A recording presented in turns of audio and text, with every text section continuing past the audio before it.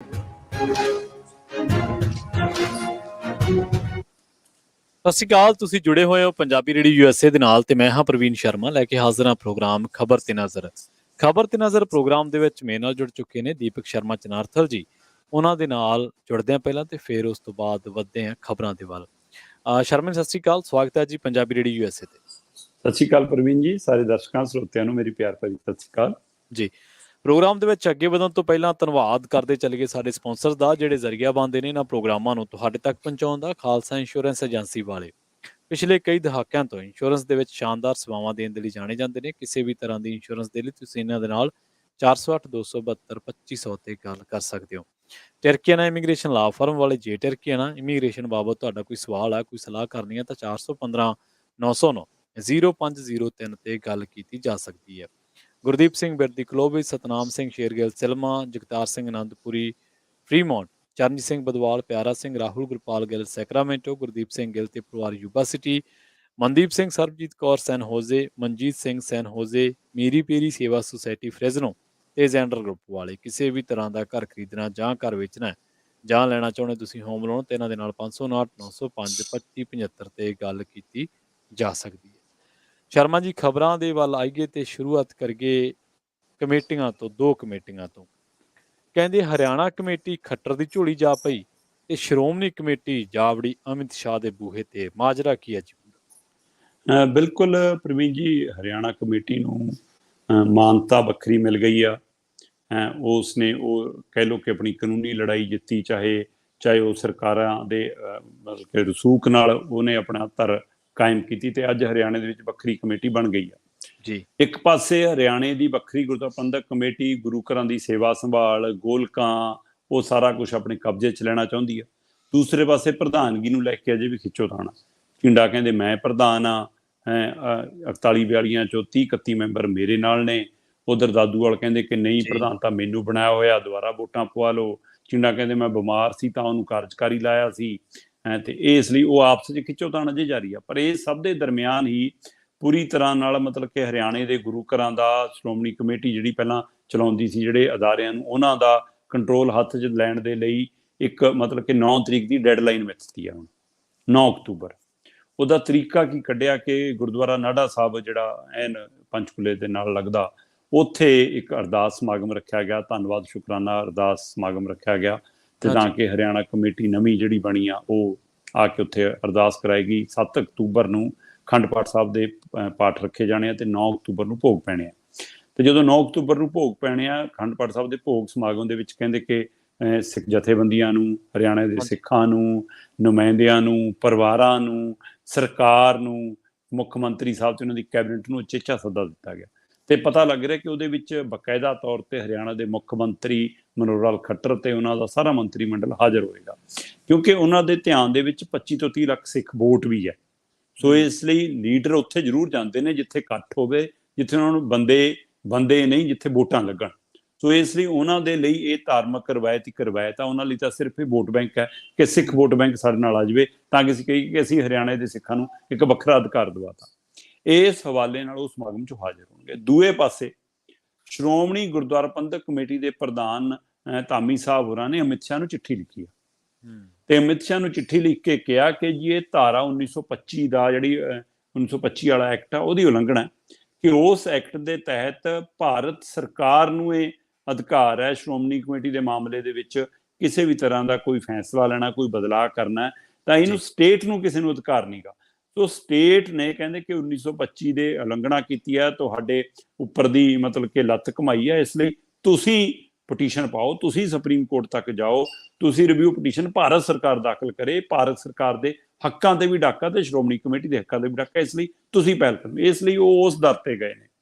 ਪਰ ਇਹ ਸਾਰੇ ਪਹਿਲੂ ਦੇ ਵਿੱਚ ਇੱਕ ਪਹਿਲੂ ਜਿਹੜਾ ਹੋਰ ਹੈ ਪ੍ਰਵੀਨ ਜੀ, ਉਹ ਇਹ ਆ ਕਿ ਸ਼੍ਰੋਮਣੀ ਕਮੇਟੀ ਦਾ ਇਜਲਾਸ ਹੈ ਸ਼ੁੱਕਰਵਾਰ ਨੂੰ, ਤੇ ਉਹ ਇਜਲਾਸ ਹਗਾਮਾ ਭਰਪੂਰ ਹੋ ਸਕਦਾ ਹੈ। ਕਾਰਨ ਉਹਦਾ ਇਹ ਹੈ ਕਿ ਉਸ ਇਜਲਾਸ ਦੇ ਵਿੱਚ ਇਹੀ ਮੁੱਦਾ ਆਉਣਾ, ਪਰ ਉਸ ਇਜਲਾਸ ਦੇ ਵਿੱਚ ਕੁਝ ਧਿਰਾਂ ਨੇ ਸਵਾਲ ਖੜੇ ਕਰ ਦਿੱਤੇ ਨੇ। ਮੈਂ ਉਹ ਦੇਖ ਰਿਹਾ ਸੀਗਾ, ਗੁਰਪ੍ਰੀਤ ਥੋਰੀ ਨੇ ਜਿਹੜੇ, ਉਹਨਾਂ ਨੇ ਇੱਕ ਬੜੀ ਵੱਡੀ ਮਤਲਬ ਕਿ ਟਿੱਪਣੀ ਕਹਿ ਲਓ ਇਸ ਹਵਾਲੇ ਨਾਲ ਉਹਨਾਂ ਨੇ ਗੱਲ ਸਾਹਮਣੇ ਲਿਆਂਦੀ। ਉਹ ਕਹਿੰਦੇ ਕਿ ਭਾਈ ਮੈਨੂੰ ਇਹ ਤਾਂ ਦੱਸ ਦਿਓ ਕਿ ਤੁਹਾਨੂੰ ਹੁਣ ਮੀਂਹ ਪੈਣ ਤੋਂ ਬਾਅਦ ਛਤਰੀ ਤਾਣਨ ਦੀ ਕੀ ਲੋੜ ਪੈ ਗਈ। ਉਹ ਕਹਿੰਦੇ ਜਦੋਂ ਸਾਰਾ ਮੀਂਹ ਵਰ ਲਿਆ ਫਿਰ ਤੁਸੀਂ ਹੁਣ ਛਤਰੀ ਤਾਣ ਰਹੇ ਹੋ। ਉਹ ਕਹਿੰਦੇ ਕਿ ਅੰਤਰਿਮ ਕਮੇਟੀ ਦੇ ਮੈਂਬਰ ਨੇ ਉਹ, ਤੇ ਉਹਨਾਂ ਨੇ ਹਵਾਲਾ ਹੀ ਦਿੱਤਾ, ਕਹਿੰਦੇ ਕਿ 2014 ਦੇ ਵਿੱਚ ਇਹ ਕਮੇਟੀ ਹੋਂਦ ਚ ਆਈ ਸੀ ਜੀ। ਤੇ ਜਦੋਂ ਇਹ ਕਮੇਟੀ ਹੋਂਦ ਚ ਆਈ ਤਦ ਅਕਾਲੀ ਦਲ ਭਾਈਵਾਲ ਸੀ ਭਾਜਪਾ ਦੇ ਨਾਲ, ਤੇ ਉਸ ਸਮੇਂ ਪੰਜਾਬ 'ਚ ਵੀ ਸਰਕਾਰ ਸੀ, ਕੇਂਦਰ 'ਚ ਵੀ ਤੁਸੀਂ ਇਹਨਾਂ ਦੇ ਨਾਲ ਭਾਈਵਾਲ ਮਿਲੇ ਹੋਏ ਸੀ, ਤੇ ਫਿਰ ਤੁਸੀਂ ਉਸ ਸਮੇਂ ਇਸ ਮੁੱਦੇ ਤੇ ਰੋਕਣ ਲਈ ਕਿਹੜਾ ਕਦਮ ਚੱਕਿਆ ਸਾਨੂੰ ਦੱਸ ਦਿਓ। ਉਸ ਸਮੇਂ ਸ਼੍ਰੋਮਣੀ ਕਮੇਟੀ ਨੇ ਕੀ ਐਕਸ਼ਨ ਲਿਆ ਦੱਸ ਦਿਓ। ਕਹਿੰਦੇ ਜਦ ਤੱਕ ਤੁਸੀਂ ਚੱਲੀ ਗਏ ਕਿ ਹਾਂ ਕੋਈ ਗੱਲ ਨਹੀਂ, ਹੋ ਲੈਣ ਦਿਓ, ਆਪਣੇ ਹੀ ਹੈ, ਰੋਲਾ ਨਹੀਂ ਪਾਉਣਾ, ਵਿਰੋਧ ਨਹੀਂ ਕਰਨਾ, ਤੇ ਹੁਣ ਜਦੋਂ ਹੱਥੋਂ ਨਿਕਲ ਗਈ ਖੇਡ, ਹੁਣ ਤੁਹਾਨੂੰ ਧਾਰਾ ਵੀ ਚੇਤੇ ਆ ਗਈ, ਤੁਹਾਨੂੰ ਕਾਨੂੰਨ ਵੀ ਚੇਤੇ ਆ ਗਿਆ, ਹੁਣ ਕਿਉਂ? ਸੋ ਇਸ ਲਈ ਇਹਦਾ ਮਤਲਬ ਜਿਹੜੀ ਸ਼ੁੱਕਰਵਾਰ ਨੂੰ ਇਜਲਾਸ ਹੋਣਾ ਸ਼੍ਰੋਮਣੀ ਗੁਰਦੁਆਰਾ ਕਮੇਟੀ ਦਾ, ਉਹ ਵੱਡਾ ਹਗਾਮਾ ਭਰਪੂਰ ਵੀ ਹੋ ਸਕਦਾ ਹੈ। ਉਹਦੇ ਵਿੱਚ ਵਿਰੋਧੀ ਜਿਹੜੀ ਧਿਰਾਂ ਮੰਨੀਆਂ ਜਾਂਦੀਆਂ ਅਕਾਲੀ ਦਲ ਦੀਆਂ, ਉਹਨਾਂ ਦੇ ਮੈਂਬਰ ਤਾਂ ਬਾਂਹ ਖੜੀ ਕਰਨਗੇ ਹੀ ਕਰਨਗੇ, ਜਿਹੜੇ ਬਾਹਰਲੇ ਸੂਬਿਆਂ ਤੋਂ ਆਉਂਦੇ ਨੇ, ਚਾਹੇ ਹਰਿਆਣਾ ਦੇ ਮੈਂਬਰ ਵੀ ਨੇ, ਉਹ ਵੀ ਮਤਲਬ ਕਿ ਸਵਾਲ ਖੜੇ ਕਰਨਗੇ। ਇੱਥੋਂ ਤੱਕ ਇਹ ਵੀ ਪਤਾ ਲੱਗ ਰਿਹਾ ਕਿ ਅਕਾਲੀ ਦਲ ਦੇ ਨਾਲ ਜੁੜੇ ਰਹੇ ਕੁਝ ਮੈਂਬਰ ਵੀ ਸ਼੍ਰੋਮਣੀ ਕਮੇਟੀ ਦੇ ਉਂਗਲ ਚੱਕਣ ਲਈ, ਹੱਥ ਖੜਾ ਕਰਨ ਲਈ, ਵਿਰੋਧ ਕਰਨ ਲਈ, ਇਹਨਾਂ ਨਾਲ ਆਮੋ ਸਾਹਮਣੇ ਹੋਣ ਲਈ ਕਿ ਤੁਹਾਡੀ ਨਲਾਇਕੀਆਂ ਕਰਨ, ਤੁਹਾਡੀ ਕੁਤਾਹੀ ਕਰਨ ਇਹ ਘਟਨਾਕ੍ਰਮ ਵਾਪਰੀ ਆ। ਪਰ ਜੇਕਰ ਤੁਸੀਂ ਝਿੰਡਾ ਸਾਹਿਬ ਨੂੰ ਸੁਣੋ ਤਾਂ ਉਹਨਾਂ ਨੇ ਕਮਾਲ ਦੀ ਮਤਲਬ ਕਿ ਦਲੀਲ ਦੇਖੋ। ਉਹ ਕਹਿੰਦੇ, ਝਿੰਡਾ ਸਾਹਿਬ ਕਹਿੰਦੇ ਕਿ ਜੀ ਸਾਡੀ ਮੁੱਖ ਪਾਰਲੀਮੈਂਟ ਦਾ ਸ਼੍ਰੋਮਣੀ ਕਮੇਟੀ ਉਹ ਆ, ਸਾਡੀ ਹੈਗੀ ਆ ਸਟੇਟ ਬੋਡੀ ਜੀ, ਤੇ ਸ਼੍ਰੋਮਣੀ ਕਮੇਟੀ ਕਹਿੰਦੇ ਕਿ ਵੱਡਾ ਅਮਰੇਲਾ ਮਤਲਬ ਹੈ ਨਾ। ਸੋ ਇਸ ਲਈ ਕਹਿੰਦੇ ਉਹ ਸਾਡੀ ਸਰਮੋਰ ਸੰਸਥਾ ਹੈ। ਉਸ ਹਵਾਲੇ ਨਾਲ ਅਸੀਂ ਮਤਲਬ ਕਿ ਇਹ ਨਹੀਂ ਕਹਿ ਰਹੇ ਕਿ ਅਸੀਂ ਉਹਦੇ ਬਰਾਬਰ ਖੜ ਗਏ ਜਾਂ ਉਹਦੇ ਕੋਈ ਹੱਕ ਖੋਲੇ। ਅਸੀਂ ਸਟੇਟ ਬੋਡੀਆਂ, ਅਸੀਂ ਸਟੇਟ 'ਚ ਕੰਮ ਕਰਨਾ, ਅਸੀਂ ਉਹਨਾਂ ਦੇ ਵਿੰਗ ਵਜੋਂ ਕੰਮ ਕਰਾਂਗੇ। ਸਾਨੂੰ ਉਹ ਥਾਪੜਾ ਦੇਣ, ਸਾਨੂੰ ਚਾਬੀਆਂ ਸੌਂਪਣ। ਤੇ ਉਹ ਕਹਿੰਦੇ 9 ਤਰੀਕ ਨੂੰ ਜਿਹੜਾ ਅਖੰਡ ਪਾਠ ਸਾਹਿਬ ਦੇ ਭੋਗ ਪੈਣੇ ਆ, ਉਹਦੇ ਲਈ ਅਸੀਂ ਜਥੇਦਾਰ ਸਾਹਿਬ ਨੂੰ ਵੀ ਸੱਦਾ ਦਿੰਨੇ ਆ, ਅਕਾਲ ਤਖਤ ਸਾਹਿਬ ਦੇ ਜਥੇਦਾਰ ਵੀ ਆਉਣ ਉਸ ਸਮਾਗਮ ਦੇ ਵਿੱਚ, ਸਾਨੂੰ ਆਸ਼ੀਰਵਾਦ ਦੇ ਕੇ ਜਾਣ, ਸਾਨੂੰ ਥਾਪੜਾ ਦੇ ਕੇ ਜਾਣ, ਤੇ ਸ਼੍ਰੋਮਣੀ ਕਮੇਟੀ ਨੂੰ ਕਹਿਣ ਕਿ ਸਾਨੂੰ ਭਾਈ ਗੁਰੂ ਘਰਾਂ ਦੀਆਂ ਚਾਬੀਆਂ ਉਸ ਦਿਨ ਸੌਂਪ ਜਾਣ, ਨਹੀਂ 9 ਤਰੀਕ ਤੋਂ ਬਾਅਦ ਫਿਰ ਅਸੀਂ ਗੁਰੂ ਘਰਾਂ ਦੀ ਸੇਵਾ ਸੰਭਾਲ ਆਪੇ ਸੰਭਾਲ ਲੈਣੀ। ਸੋ ਇਸ ਲਈ ਇਹ ਹੁਣ ਸ਼ੁੱਕਰਵਾਰ ਦੀ ਬੈਠਕ ਔਰ 9 ਤਰੀਕ ਦੇ ਭੋਗ ਦਾ ਸਮਾਗਮ, ਇਹ ਦੋਵਾਂ ਦੇ ਵਿੱਚ ਕਿੰਨੀ ਕੁ ਸਿਰਤਾ, ਕਿੰਨਾ ਕੁ ਤਾਲਮੇਲ ਸ਼੍ਰੋਮਣੀ ਕਮੇਟੀ ਔਰ ਹਰਿਆਣਾ ਕਮੇਟੀ 'ਚ ਬਣਦਾ, ਇਹ ਦੇਖਣ ਵਾਲੀ ਗੱਲ ਹੋਏਗੀ। ਨਹੀਂ 9 ਤਰੀਕ ਤੋਂ ਬਾਅਦ ਟਕਰਾਅ ਵਾਲੀ ਸਥਿਤੀ ਵੱਧ ਸਕਦੀ ਹੈ, ਔਰ ਖੱਟਰ ਸਰਕਾਰ ਦਾ ਉਸ ਸਮਾਗਮ ਦੇ ਵਿੱਚ ਆਉਣ ਦਾ ਤੈਅ ਹੋਣਾ ਜਾਂ ਪਤਾ ਲੱਗਣਾ, ਜਾਂ ਸਰਕਾਰ ਦੀ ਜਿਹੋ ਜਿਹੀ ਭੂਮਿਕਾ ਰਹੀ ਹੈ ਹਰਿਆਣਾ ਕਮੇਟੀ ਨੂੰ ਬਣਾਉਣ 'ਚ ਹੈ, ਕਿਉਂਕਿ ਸ਼ੁਰੂ ਇਹ ਹੁੱਡੇ ਦੇ ਟਾਈਮ ਹੁੰਦੀ ਹੈ, ਤੇ ਹੁਣ ਉਹਨੂੰ ਉਸ ਗੇਮ ਨੂੰ ਆਪਣੇ ਪਾਲੇ 'ਚ ਲਿਆਉਣ ਦੇ ਲਈ ਜਿਵੇਂ ਖੱਟਰ ਨੇ ਖੇਡ ਕੀਤੀ ਆ, ਸੋ ਬੀਜੇਪੀ ਦੀ ਜਿਹੜੀ ਹੁਣ ਇਹ ਪਾਲਿਸੀ ਹੈ ਉਸ ਦੇ ਤਹਿਤ ਇਹਦਾ ਮਤਲਬ ਇਹ ਟਕਰਾਅ ਵੱਲ ਨੂੰ ਜੇਕਰ ਵਧਿਆ ਤਾਂ ਇਹ ਚਿੰਤਾ ਵਾਲੀ ਗੱਲ ਵੀ ਹੋ ਸਕਦੀ ਹੈ। ਕਿਉਂਕਿ ਇੱਕ ਪਾਸੇ ਇੱਕ ਦੀ ਪਿੱਠ ਤੇ ਖੱਟਰ ਸਰਕਾਰ ਖੜੀ ਹੈ, ਤੇ ਦੂਏ ਵਾਲੇ ਪਾਸੇ ਅਮਿਤ ਸ਼ਾਹ ਨੂੰ ਰੋਣ ਜਾ ਰਹੇ ਨੇ, ਉਹਦੇ ਦਰ ਤੇ ਬੂਹਾ ਖਟਕਾਉਣ ਜਾ ਰਹੇ ਨੇ। ਪਰ ਅਮਿਤ ਸ਼ਾਹ ਔਰ ਖੱਟਰ 'ਚ ਕਿਸੇ ਨੂੰ ਕੋਈ ਫਰਕ ਨਹੀਂ ਆਉਂਦਾ, ਸਭ ਨੂੰ ਪਤਾ ਕਿ ਨਾ ਹੀ ਵੱਖਰੇ ਨੇ, ਇੱਕੋ ਸਿੱਕੇ ਦੇ ਦੋ ਪਹਿਲੂ ਨੇ ਇਹ। ਸੋ ਇੱਕੋ ਧਿਰ ਹੈ, ਇੱਕੋ ਪਰਿਵਾਰ ਹੈ, ਇੱਕੋ। ਤੇ ਅਮਿਤ ਸ਼ਾਹ ਦੇ ਕਹੇ ਤੇ ਬਿਨਾਂ ਤਾਂ ਖੱਟਰ ਸਾਹਿਬ ਇਹ ਨਹੀਂ ਤੈਅ ਕਰਦੇ ਕਿ ਮੈਂ ਦਿੱਲੀ ਕੰਨੀ ਨੂੰ ਜਾਣਾ ਕਿ ਪੰਜਾਬ ਕੰਨੀ ਨੂੰ ਆਉਣਾ। ਸੋ ਗੱਡੀ ਕਿੱਧਰ ਨੂੰ ਨਿਕਲਣੀ ਹੈ ਫੈਸਲਾ ਵੀ ਅਮਿਤ ਸ਼ਾਹ ਹੀ ਕਰਦੇ ਨੇ। ਸਰਕਾਰ ਨੇ ਕਿਹੜਾ ਫੈਸਲਾ ਲੈਣਾ, ਕੀ ਕਰਨਾ, ਦਿੱਲੀ ਤੋਂ ਪੁੱਛੇ ਬਿਨਾਂ ਨਹੀਂ ਹੁੰਦਾ। ਕੀ ਹਰਿਆਣੇ ਦੇ ਵਿੱਚ ਇਹ ਸਰਕਾਰ ਦੇ ਰਾਜਕਾਲ ਦੇ ਵਿੱਚ ਇੰਜ ਮਾਨਤਾ ਮਿਲਣੀ, ਇੰਜ ਸ਼੍ਰੋਮਣੀ ਕਮੇਟੀ ਨੂੰ ਅੱਗੇ ਲਿਆਉਣਾ, ਕੀ ਇਹ ਕੇਂਦਰ ਦੀ ਸਰਕਾਰ ਦੀ ਸਹਿਮਤੀ ਤੋਂ ਬਿਨਾਂ ਹੋ ਗਿਆ? ਸਾਰਿਆਂ ਨੂੰ ਪਤਾ। ਇਸ ਲਈ ਸ਼੍ਰੋਮਣੀ ਕਮੇਟੀ ਦਾ ਹੁਣ ਰੋਣ ਦਾ ਉੱਥੇ ਜਾ ਕੇ, ਇਸੇ ਲਈ ਮੈਂ ਤਾਂ ਹੀ ਕਹਿ ਰਿਹਾ ਕਿ ਹਗਾਮਾ ਭਰਪੂਰ ਰਹੇਗੀ ਇਹਨਾਂ ਦੀ ਇਜਲਾਸ, ਕਿ ਹੁਣ ਰੋਣ ਦਾ ਕੀ ਫਾਇਦਾ? 2014 'ਚ ਝੰਡਾ ਚੱਕਣਾ ਸੀ, ਜਦੋਂ ਚੱਕਣਾ ਸੀ। ਹੁਣ ਦਿੱਲੀ ਤੋਂ ਬਾਅਦ ਹਰਿਆਣਾ, ਤੇ ਹਰਿਆਣਾ ਤੋਂ ਬਾਅਦ ਹੁਣ ਹਿਮਾਚਲ 'ਚ ਵੀ ਮੰਗ ਉੱਠਣ ਲੱਗੀ ਆ, ਮਹਾਰਾਸ਼ਟਰ 'ਚ ਵੀ ਮੰਗ ਉੱਠਣ ਲੱਗੀ ਆ, ਬਿਹਾਰ 'ਚ ਵੀ ਮੰਗ ਉੱਠਣ ਲੱਗੀ ਆ, ਹੋਰ ਸੂਬਿਆਂ ਦੇ ਵਿੱਚ ਵੀ ਇਸ ਗੱਲ ਨੂੰ ਲੈ ਕੇ ਮੰਗ ਉੱਠਣ ਲੱਗਿਆ ਕਿ ਸਾਡੇ ਸਟੇਟ ਦੇ ਵਿੱਚ ਵੀ ਗੁਰੂ ਘਰਾਂ ਦੀ ਸੇਵਾ ਸੰਭਾਲ ਸਥਾਨਕ ਕਮੇਟੀਆਂ ਕਰਨ। ਸੋ ਸ਼੍ਰੋਮਣੀ ਕਮੇਟੀ ਦੇ ਮੂਹਰੇ ਵੱਡੀਆਂ ਚੁਣੌਤੀਆਂ ਨੇ, ਔਰ 9 ਤਰੀਕ ਤੱਕ ਹਰਿਆਣਾ ਕਮੇਟੀ ਨੇ ਇੱਕ ਤਰ੍ਹਾਂ ਨਾਲ ਚੇਤਾਵਨੀ ਦਿੱਤੀ ਹੈ, ਭੋਗ ਦੇ ਹਵਾਲੇ ਨਾਲ ਸੱਦਾ ਦੇ ਕੇ, ਕਿ ਭਾਈ 9 ਤੱਕ ਸਾਨੂੰ ਚਾਬੀਆਂ ਸੌਂਪ ਦਿਓ, ਨਹੀਂ ਉਸ ਤੋਂ ਬਾਅਦ ਅਸੀਂ ਆਪ ਸੰਭਾਲ ਲੈਣੀ। ਇਹਦੇ ਅੰਦਰ ਟਕਰਾਅ ਵੀ ਆ ਸਕਦਾ ਮੋ ਸਾਹਮਣੇ, ਇਹ ਫਿਕਰਮੰਦੀ ਵੀ ਹੈਗੀ ਹੈ। ਹਾਂਜੀ, ਬਿਲਕੁਲ। ਜਦੋਂ ਪੰਥਕ ਧਿਰਾਂ ਦੇ ਦਰਮਿਆਨ ਟਕਰਾਅ ਹੁੰਦਾ ਤਾਂ ਉਹਦੇ 'ਚ ਪੰਥ ਦਾ ਨਾ, ਪੰਥ ਨੂੰ ਚਾਹੁਣ ਵਾਲਿਆਂ ਦਾ ਕੋਈ ਫਾਇਦਾ ਨਹੀਂ ਹੁੰਦਾ, ਉਹਦੇ 'ਚ ਸਗੋਂ ਨੁਕਸਾਨ ਹੀ ਹੈ। ਪੰਥਕ ਏਕਤਾ ਨੂੰ, ਪੰਥ ਦੀ ਸ਼ਕਤੀ ਨੂੰ ਢਾਹ ਲੱਗਦੀ ਹੈ।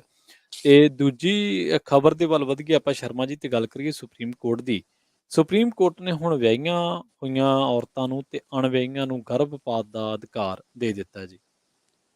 ਬਿਲਕੁਲ ਇੱਕ ਬਹੁਤ ਇਤਿਹਾਸਕ ਫੈਸਲਾ ਵੀ ਕਹਿ ਸਕਦੇ ਹੋ, ਤੇ ਇਹਨੂੰ ਕਈ ਪੱਖਾਂ ਤੋਂ ਮਤਲਬ ਕਿ ਸਮਾਜਿਕ ਤੌਰ ਦੇ ਉੱਤੇ ਸਮਝਣ ਦੀ ਵੀ ਲੋੜ ਹੈ ਕਿ ਕੀ ਇਹ ਸਹੀ ਫੈਸਲਾ ਹੈ ਜਾਂ ਸਮਾਜ ਤੇ ਕੋਈ ਉਲਟਾ ਅਸਰ ਵੀ ਪੈ ਸਕਦਾ। ਜਿੱਥੋਂ ਤੱਕ ਸੁਪਰੀਮ ਕੋਰਟ ਦਾ ਹਵਾਲਾ, ਸੁਪਰੀਮ ਕੋਰਟ ਦੇ ਮਾਨਯੋਗ ਜੱਜ ਸਾਹਿਬਾਨ, ਉਹਨਾਂ ਦੇ ਬੈਂਚ ਨੇ ਜਿਹੜਾ ਮਾਮਲੇ ਦੀ ਸੁਣਵਾਈ ਕਰ ਰਿਹਾ ਸੀ, ਉਸ ਵੱਲ ਉਹਨਾਂ ਨੇ ਕਿਹਾ ਕਿ ਅਸੀਂ ਵਿਆਹਤਾ ਤੇ ਅਣਵਿਆਹਤਾ 'ਚ ਫਰਕ ਨਹੀਂ ਕਰ ਸਕਦੇ। ਔਰਤ ਔਰਤ ਹੈ ਜੀ, ਔਰਤ ਦੇ ਅਧਿਕਾਰ ਬਰਾਬਰ ਹੋਣੇ ਚਾਹੀਦੇ ਨੇ। ਜੇਕਰ ਵਿਆਹੀ ਹੋਈ ਔਰਤ ਨੂੰ ਮਤਲਬ ਕਿ ਗਰਭਪਾਤ ਦਾ ਕੁਝ ਧਾਰਾਵਾਂ ਤਹਿਤ ਅਧਿਕਾਰ ਮਿਲਦਾ ਤਾਂ ਉਸੇ ਤਹਿਤ ਅਣਵਿਆਹੀਆਂ ਨੂੰ ਵੀ ਮਿਲਣਾ ਚਾਹੀਦਾ। ਤੇ ਇਹਦਾ ਮਤਲਬ ਕਹਿੰਦੇ ਅਸੀਂ ਇਹ ਸੁਨੇਹਾ ਨਹੀਂ ਦੇ ਸਕਦੇ ਕਿ ਉਹ ਕਹਿਣ ਕਿ ਅਣਵਿਆਹੀਆਂ ਲਈ ਕੋਈ ਹੋਰ ਪਹਿਲੂ। ਅਸਲ ਦੇ ਵਿੱਚ ਪ੍ਰਵੀਨ ਜੀ ਇਹ ਮਾਮਲਾ ਕਿੱਥੋਂ ਸ਼ੁਰੂ ਹੁੰਦਾ ਹੈ, ਇੱਕ ਪਟੀਸ਼ਨ ਆਉਂਦੀ ਹੈ ਕੋਰਟ ਦੇ ਵਿੱਚ, ਤੇ ਉਹ ਪਟੀਸ਼ਨ ਇੱਕ ਮਤਲਬ ਕਿ 25 ਸਾਲ ਦੀ ਲੜਕੀ ਹੈ ਤੇ ਉਹ ਲੜਕੀ ਵੱਲੋਂ ਪਾਈ ਜਾਂਦੀ ਹੈ। ਉਹ ਕਹਿੰਦੀ ਮਤਲਬ ਕਿ ਉਹਨੇ ਆਪਣੀ ਉਸ ਪਟੀਸ਼ਨ 'ਚ ਇਹ ਗੱਲ ਪਹਿਲਾਂ ਮੰਨੀ ਕਿ ਸਾਡੇ ਦੋਵਾਂ ਦੇ ਵਿਚਾਲੇ ਸਹਿਮਤੀ ਨਾਲ ਸੰਬੰਧ ਸੀ, ਕਿ ਕੋਈ ਮੇਰੇ ਨਾਲ ਜ਼ੋਰ ਜ਼ਬਰੀ ਨਹੀਂ ਹੋਈ, ਮੇਰੇ ਸਹਿਮਤੀ ਨਾਲ ਸੰਬੰਧ ਸੀ। ਪਰ ਉਹ ਤੋਂ ਬਾਅਦ ਜਦੋਂ ਮਤਲਬ ਗਰਭ ਧਾਰਨ ਕਰ ਲਿਆ ਮੈਂ, ਉਹ ਤੋਂ ਬਾਅਦ ਉਹ ਭੱਜ ਗਿਆ, ਉਹਨੇ ਵਿਆਹ ਕਰਨੋਂ ਇਨਕਾਰ ਕਰ ਦਿੱਤਾ। ਇਸ ਲਈ ਮੈਂ ਇਸ ਬੱਚੇ ਨੂੰ ਕੱਲੀ ਸਾਂਭਣ ਦੇ ਯੋਗ ਨਹੀਂ, ਮੈਂ ਪਾਲਣ ਦੇ ਯੋਗ ਨਹੀਂ, ਇਸ ਲਈ ਮੈਨੂੰ ਇਹ ਤੋਂ ਮੁਕਤੀ ਚਾਹੀਦੀ ਆ। ਤੇ ਉਸ ਦੇ ਹਵਾਲੇ ਉਹਨਾਂ ਨੇ ਪਟੀਸ਼ਨ ਪਾਈ ਤੇ ਹੇਠਲੀ ਅਦਾਲਤ ਨੇ ਉਹਦੀ ਪਟੀਸ਼ਨ ਖਾਰਜ ਕਰ ਦਿੱਤੀ।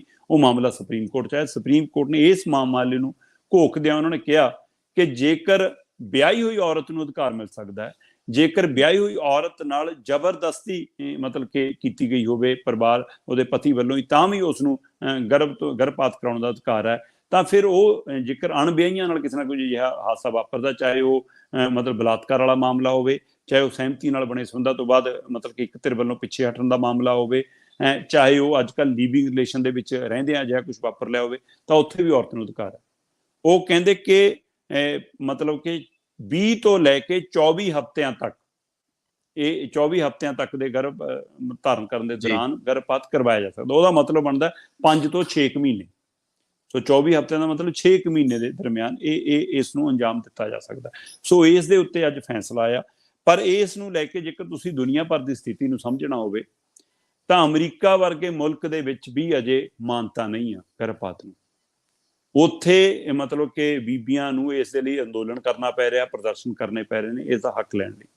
ਦੂਸਰੇ ਪਾਸੇ 67 ਮੁਲਕਾਂ ਦੇ ਵਿੱਚ ਮਤਲਬ ਕਿ ਇਹ ਗੈਰ ਕਾਨੂੰਨੀ ਨਹੀਂ ਹੈ, ਕਾਨੂੰਨੀ ਮਾਨਤਾ ਮਿਲੀ ਹੋਈ ਹੈ, ਜਿਨ੍ਹਾਂ ਦੇ ਵਿੱਚ ਆਸਟ੍ਰੇਲੀਆ ਵਰਗਾ, ਜਰਮਨੀ ਵਰਗਾ, ਕੈਨੇਡਾ ਵਰਗਾ, ਡੈਨਮਾਰਕ, ਨਿਊਜ਼ੀਲੈਂਡ ਵਰਗੇ ਮੁਲਕ ਸ਼ਾਮਲ ਨੇ। 67 ਮੁਲਕ ਜਿਹੜੇ ਕਹਿੰਦੇ ਨੇ ਕਿ ਹਾਂ ਤੁਸੀਂ ਗਰਭਪਾਤ ਕਰਾ ਸਕਦੇ ਹੋ। ਇੱਥੋਂ ਤੱਕ ਕਿ ਜਿਹੜੇ ਕੱਟੜਪੰਥੀ ਮੁਲਕ ਮੰਨੇ ਜਾਂਦੇ ਨੇ ਉਹਨਾਂ ਨੇ ਵੀ ਇਸ ਮਾਮਲੇ 'ਚ ਹੁਣ ਆਪਣਾ ਪੈਂਤੜਾ ਔਰਤਾਂ ਦੇ ਅਧਿਕਾਰ ਨੂੰ ਲੈਂਦਿਆਂ ਹੋਇਆ ਬਦਲਿਆ। ਖਾਸ ਕਰਕੇ ਸਾਊਦੀ ਅਰਬ, ਈਰਾਨ ਵਰਗੇ ਮੁਲਕਾਂ ਦੇ ਵਿੱਚ ਵੀ ਹੁਣ ਗਰਭਪਾਤ ਦਾ ਕੁਝ ਹਵਾਲਿਆਂ ਦੇ ਨਾਲ ਅਧਿਕਾਰ ਹੈਗਾ।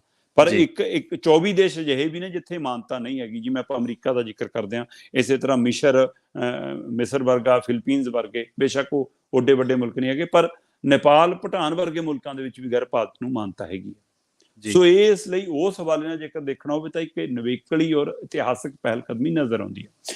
ਹੁਣ ਇਹਦਾ ਜਿਹੜਾ ਪਹਿਲੂ ਹੈ ਉਹ ਪਹਿਲੂ ਇਹ ਹੈ ਕਿ ਕੀ ਇਹਦੇ ਨਾਲ ਜਿਹੜੇ ਸਰੀਰਕ ਸੰਬੰਧ ਬਣਾਉਣ ਦੇ ਵਿੱਚ ਮਤਲਬ ਕਿ ਅਣਗਹਿਲੀਆਂ ਵਰਤਣ ਦਾ ਖਤਰਾ ਖੜਾ ਹੋ ਗਿਆ ਕਿ ਕੋਈ ਚੱਕਰ ਨੀਗਾ, ਹੁਣ ਤੁਹਾਨੂੰ ਕੋਈ ਅਜਿਹੇ ਸਾਧਨ ਵਰਤਣ ਦੀ ਲੋੜ ਨਹੀਂ ਕਿ ਠੀਕ ਹੈ ਜਿੱਥੇ ਮਰਜ਼ੀ ਕੋਈ ਮੂੰਹ ਮਾਰ ਲਵੇ, ਕੋਈ ਚੱਕਰ ਨਹੀਂ। ਕੀ ਉਹਦੇ ਵੱਲ ਨੂੰ ਰਾਹ ਤਾਂ ਨਹੀਂ ਖੁੱਲ੍ਹ ਜਾਏਗਾ, ਕੋਈ ਨਵਾਂ ਮਤਲਬ ਕਿ ਬਖੇੜਾ ਤਾਂ ਨਹੀਂ ਖੜਾ ਹੋ ਜਾਏਗਾ।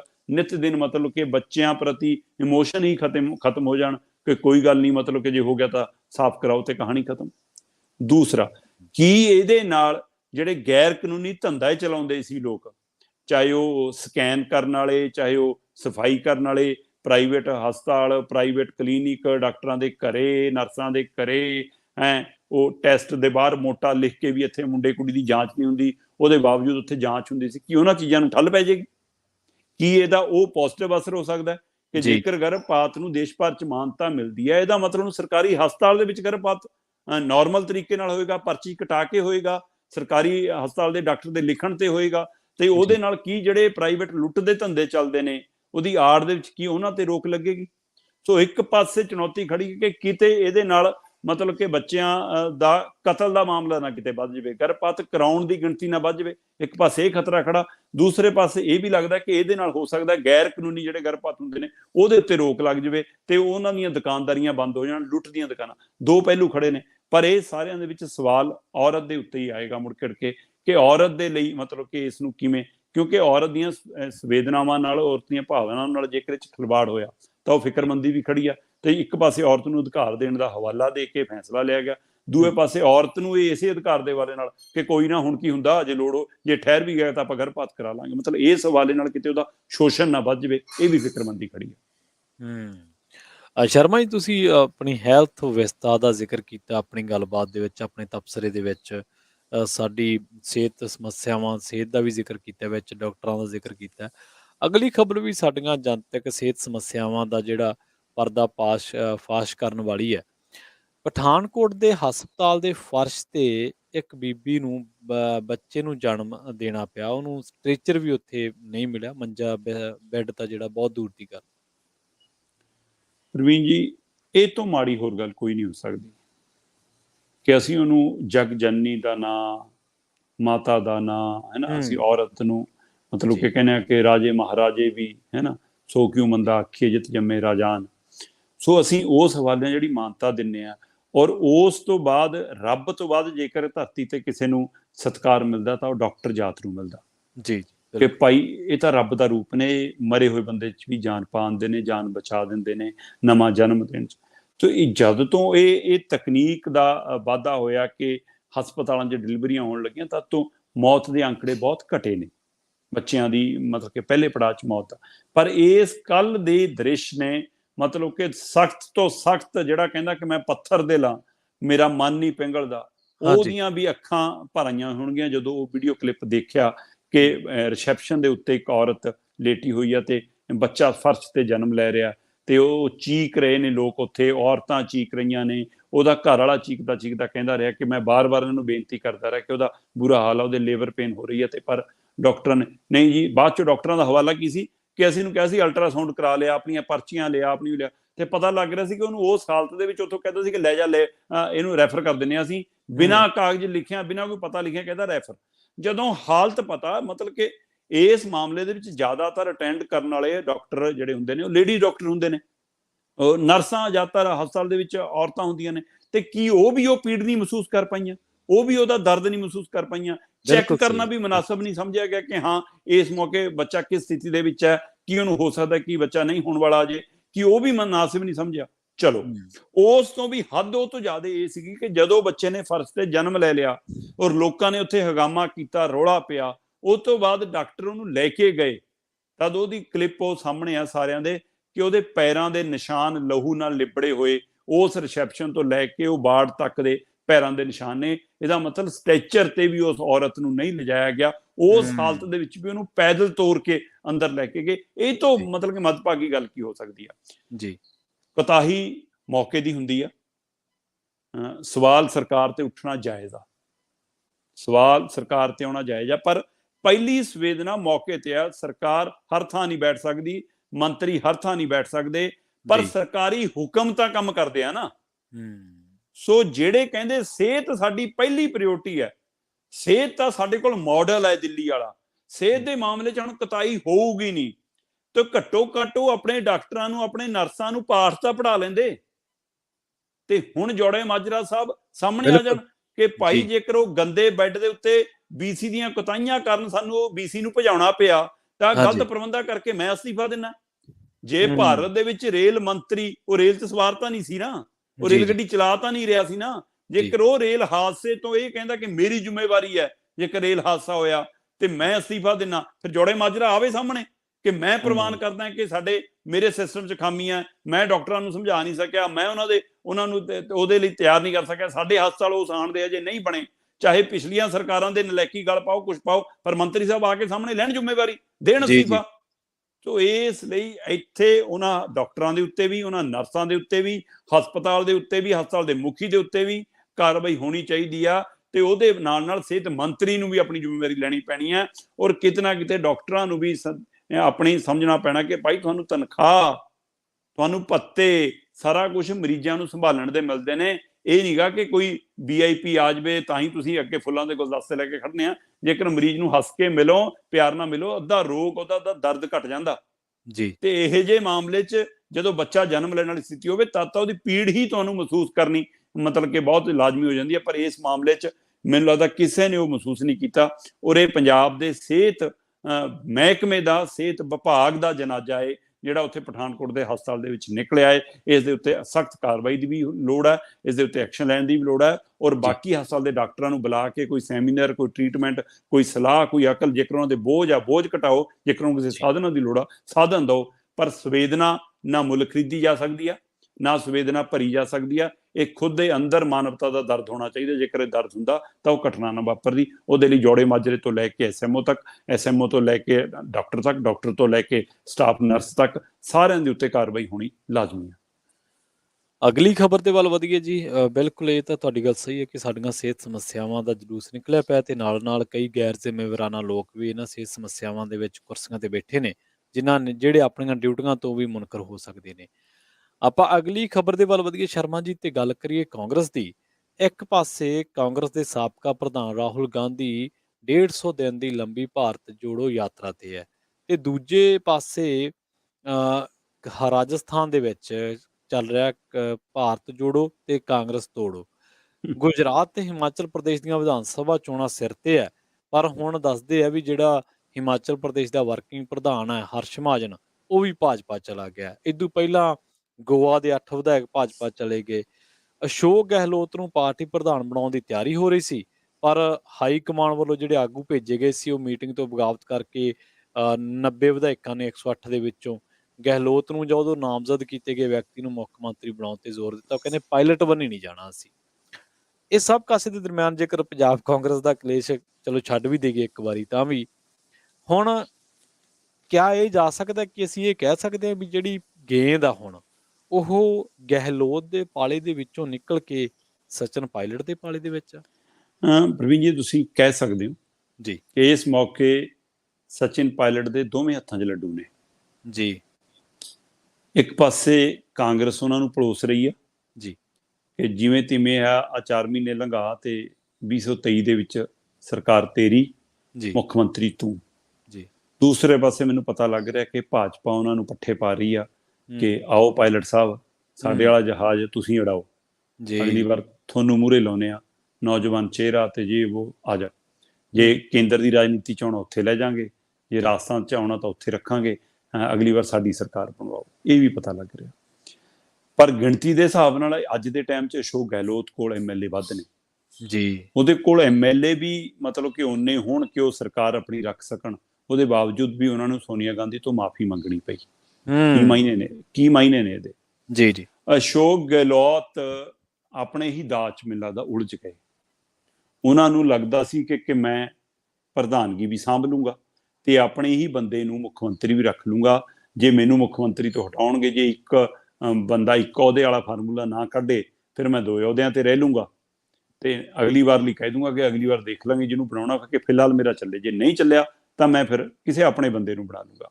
ਇਹ ਹੋ ਹੀ ਨਹੀਂ ਸਕਦਾ ਪ੍ਰਵੀਨ ਜੀ ਕਿ ਜਿਹੜੇ ਉਹ ਮਤੇ ਆਏ, ਜਿਹੜੇ ਉਹ ਦਸਖਤ ਕੀਤੇ, ਅਸਤੀਫੇ ਸਾਂਝੇ ਆਏ, ਉਹ ਗਹਿਲੋਤ ਦੀ ਸਹਿਮਤੀ ਤੋਂ ਬਿਨਾਂ ਹੋਣ।